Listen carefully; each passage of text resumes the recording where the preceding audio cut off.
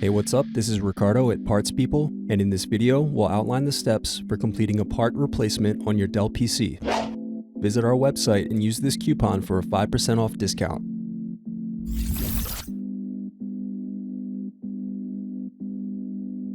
Slide tabs outward to unlock and remove battery.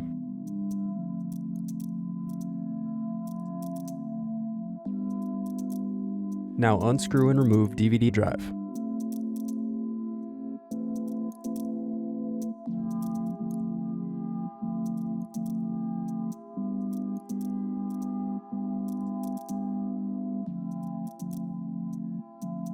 Thanks for watching. Don't forget to like and subscribe if you enjoyed this video.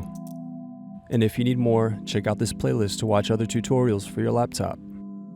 You can also click here to find parts for your laptop at partspeople.com.